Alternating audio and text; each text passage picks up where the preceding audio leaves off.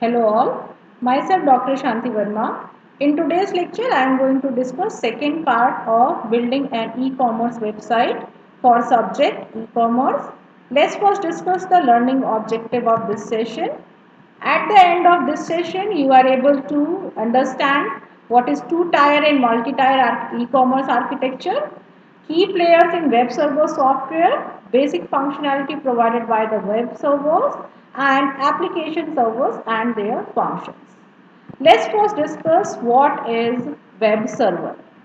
Basically, a web server can refer to a hardware or software both working together. On the hardware side, a web server is a computer that stores web server software and the website components files. For example, HTML files, images, CSS and JavaScript files. It is connected to the internet and supports physical data interchange with other services connected to the web.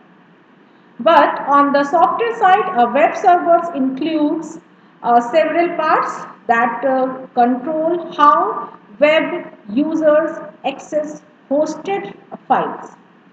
At minimum, an HTTP server is a piece of software that understands the URLs and HTTP. It can be accessed through the domains of websites.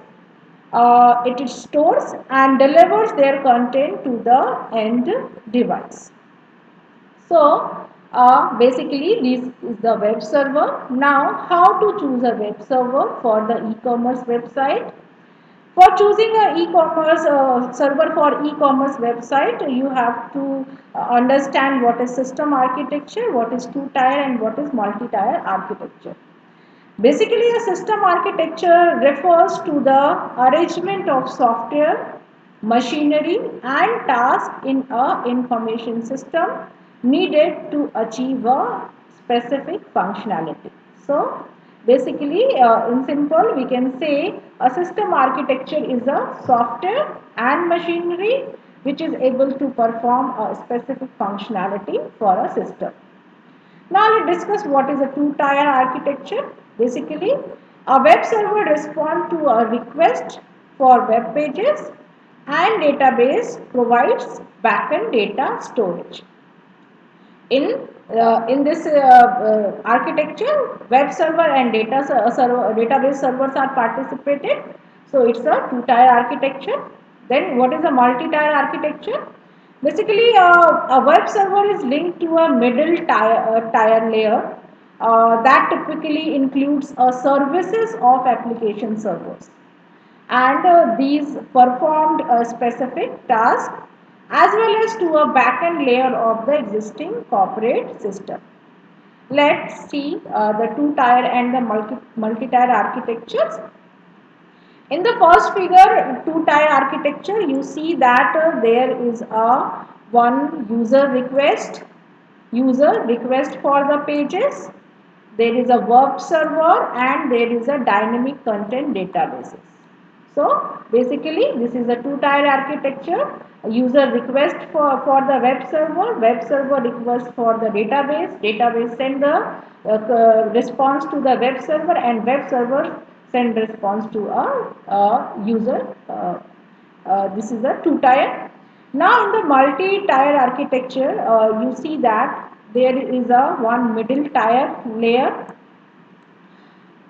First is the server layer, second is the middle tier layer, and third is the backend layer. Basically, the web server layer incoming internet request T1 line, and in the middle tier layer there are the e-commerce servers, application servers, database servers, ad servers, and the mail servers. And in the backend layer there are the corporate applications, finance, productions, enterprises systems and the HR systems. So this is a three-tier architecture. In this, the user request to the web server request to the middle tier request to the backend. And in the similar way, backend layer send response to a middle tier send response to a web server, and web server send request to a user. So this is a multi-tier architecture. Now let's discuss basically what are the different tools for website management. There are site management tools that verifies that links on the pages are still valid and also identify the orphanage files. So it is important that the links of the pages are always valid, and if there are any orphan files, so you can identify these files.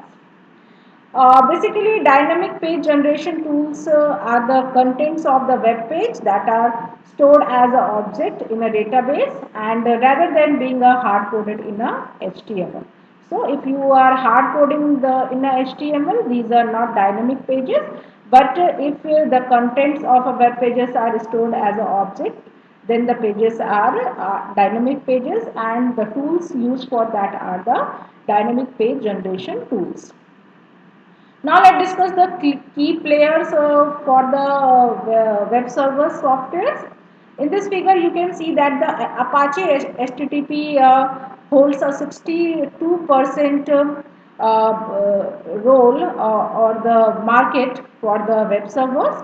JSS is a 3%, Netscape Enterprise is a 6%, IIS is a 21% and other is a 8%. So we can say that the Apache HTTP plays a major key role for providing the web servers for e-commerce website.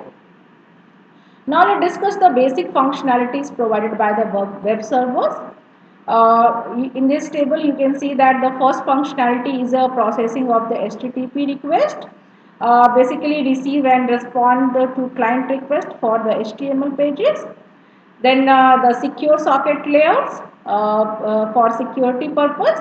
So in this functionality, it verifies the username, passwords, process certificates, provide public key information required for the credit card processing and the other secure informations. The next functionality is a FTP, that is a file transfer protocol. It permits transfers of very large file from server to server. The next functionality is a search engine. In this, indexing of the site contents, keyword search capability is included. Next is the data capture. So it maintains the log file for all the visits, time, duration, and the referral source. Next is the email, ability to send, receive and store email messages. Next functionality is a site management tool.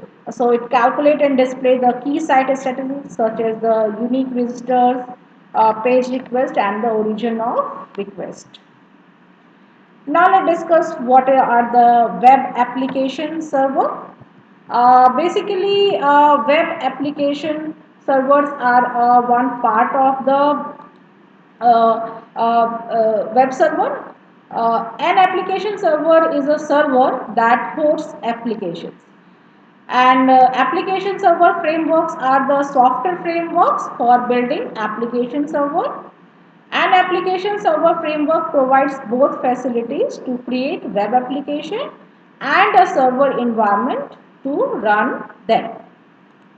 So, software programs that provides the specific business functionality required to a website are the web application servers. It includes the catalog display, transaction processing, audio video server, auction server, business to business server. Let's discuss the basic functionality provided by the application servers and their functions. The first functionality is a catalog display. It provides a database for the product descriptions and the prices. Next is the transaction processing for the shopping cart, accepts order and the clear payments. Next is the list servers that creates and serves a mailing list and manages email marketing campaigns. Next is a proxy server, monitors and control access to the main web server. Mail server manages the internet emails. Audio video stores and delivers streaming media contents. Chat server provides a creates an environment for online real-time text and audio interactions with the customers. News servers, it provides the connectivity and displays the internet news feeds. Next is a groupware server, creates a work group environment for the online collaborations. Next is the ad server, maintains a web-enabled database for advertising banners. It also permits the customized and the personalized display of advertisement based on the consumer behavior and the characteristics. Next is the auction server. It provides a transaction environment for conducting online auctions. Next is the B2B server functionality.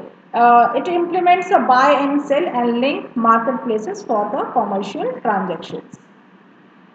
In this lecture, we discuss the web servers and the web application servers. On the basis of these topics, I give you two questions as assignment. First is the define web server and explain the basic functionality provided by the web server. The second question is a explain application server and their functions in detail. For more learning, you can refer these references. Thank you.